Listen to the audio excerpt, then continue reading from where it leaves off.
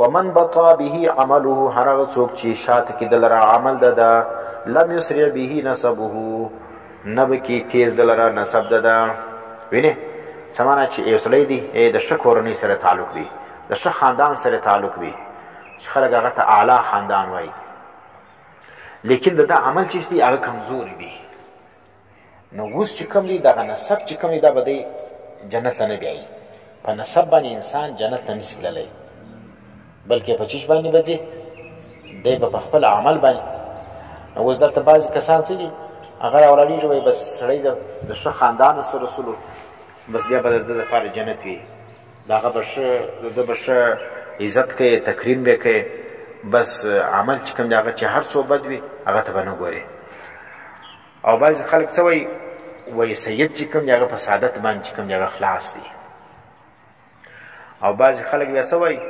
وایي چې دا بریلویان بیا دا فرمایي وایي چې څوک د شیخ عبدالقادر جیلاني رحمت الله علیه په سلسله کې داخل سلو معنی په قادریه شریفه کې داخل سلو بس دا به بیا جنت لره ځي څوک وایي یا چې فلاني سلسله کې داخل سلو هغه به ځي جنت لره ولې وایي د دې سره چې کوم دی الله پاک چې کوم دی هغه وعده کړې ده چې څوک د ده په سلسله کې داخل سلو هغه به ځي جنت لره نو قادریان وایي چې ستګر د جنتیان دي او دا قادریان چې اکثره موږ وینو دا بدعمله په دا وجه باندې هغه دا رقم خبرو خراب کړي دي دا خبرې چې بس قادري سولې په سلسله قادریه کې د بیعت وکړي بس ته به ځې جنت لره نو ځکه قادریان چې کوم دی هغه وینه ګرده بدعمله دي چا ژیړې خریلي دي څوک چې کوم دی هغه د ښځو سره برای راست ملاقاتونه کوي او څوک چې کوم دی هغه سرو زاوري څوک چې کوم دی هغه ښکنځاوې کوي خلکو ته وینې دا سپیران صاحبان شته قادریان چې ژیړې خریلي وي او مریدان ته مخامخ ښکنځاوې کوي او ډولونه ورته بجاویږي سروزونه هلکان چې کوم دی هغه ورته رقصېږي ښځې ورته رقصېږي ولې به د شیخ عبدالقادر جیلاني رحمت الله علیه وایي په سلسله کې زه داخل یم قادري چې کوم دی الله بغیر ایمان وایي د دنیا څخه نه رخصتوي خامخا به ایمان ورنصیب کوي نو ځکه وایي دوی دا فرمایي وایي چې په هره سلسله کې یې یو په قادري شریف کې خامخا چش وکړه بیعت وکړه به چې په قادري شریف کې د بیعت وکړي ته به ځې جنت لره نو دلته چې کوم دی دا خبره غلطه خبره ده مرکات په دې خبره رد کوي هغه فرمایي وایي زموږ په علماء کرامو کې اکثره غټ غټ علما تابعین تبع تابعین د دې خاص نسب نه درلودی معنی ښه نسبو والا کسان وو اکثره چې کوم دی هغه غلامان وو یا آزاد کرده غلامان وو وینې لیکن د هغه باوجود هغه فرمایي وهم سادات الامه و ینابیع الرحمه دی چې ولو هغه د دې امت مشران ولو او د رحمت چینې ولې سرچشمې ولې او دا رقم وایي ډېر غټ نسبو والا چې کوم دي الذین لیسو کذالک هغه بیا دا رقم د امت مشران وو او دا رقم دی چې هغه د رحمت سرچشمې نه ولې بلکې وایي وکه فی مواطن جهلهم نسیا منسیا وایي دی چې ولو هغه په هغه مرتبه د جهل کې ولو معنی جاهلانو ډېر غټ غټ نسب والا ولو وینې چې ځان ته د غټ نسب والا وایي لکه نن سبا چې مارته ځان ته سیدان وایي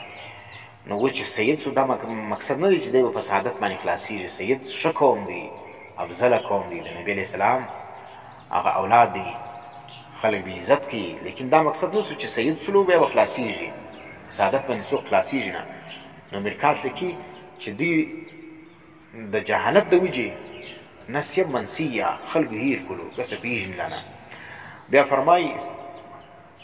لالي قاري صاحب فرمایي زه نه وایم وایي قال علیه السلام ان الله یرفع بهذا الدین اقواما چې نبی علیه السلام فرمایي وایي الله پاک به په دې دین باندې بعضې اقوام چې کوم دي هغه پورته کوي ویضع به آخرین هغه کوم اقوام دي چې کوم قوم په دې دین باندې عمل وکړي هغه به پورته وي د هغه مرتبه به لوړې او چا چې د هغه دین شاته کوي په دې دین باندې عمل نه وکړي دا خلق به الله غرزي لاندې بیا لیکي ویؤیده ما ورد فی الحدیث وایي دې خبرې تایید کوي هغه چې په حدیث کې راغلی دي من قول علیه السلام یا صفیة عمة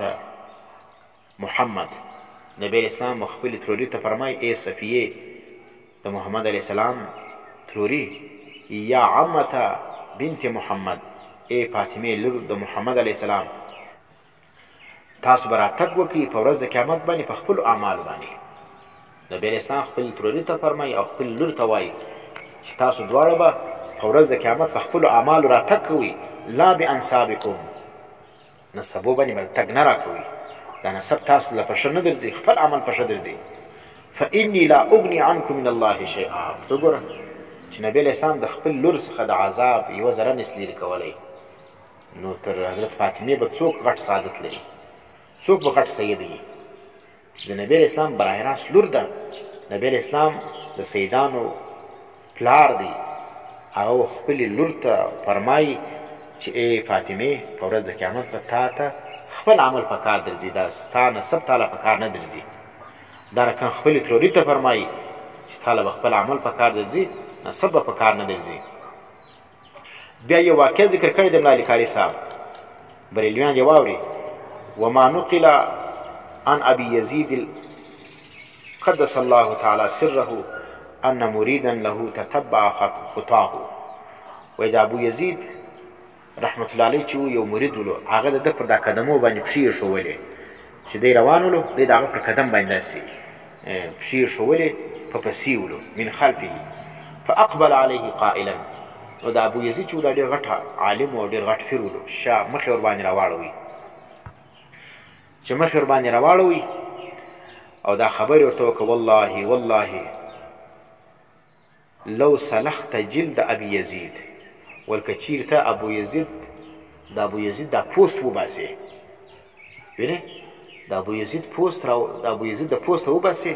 او بیا څه وکړې ولبسته دغه د ابو یزید پوست ته واغوندې لم تنل مثقال خردل من مقاماته د ابو یزید پوست چې دې واغوستې هم به ته د هغه مقامات ته نه ورسېږي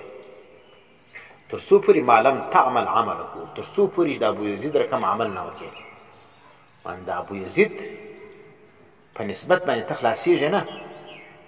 د ابو یزید په عمل باندې به ته خلاصېږي څه معنا د ابو یزید رقم عمل وکړه بیا خلاصېږي چې د ابو یزید کپړې او جامې او څه کوي چې د هغه پوست لا واغوندې هم به ته نه خلاصېږې د الله د عذابه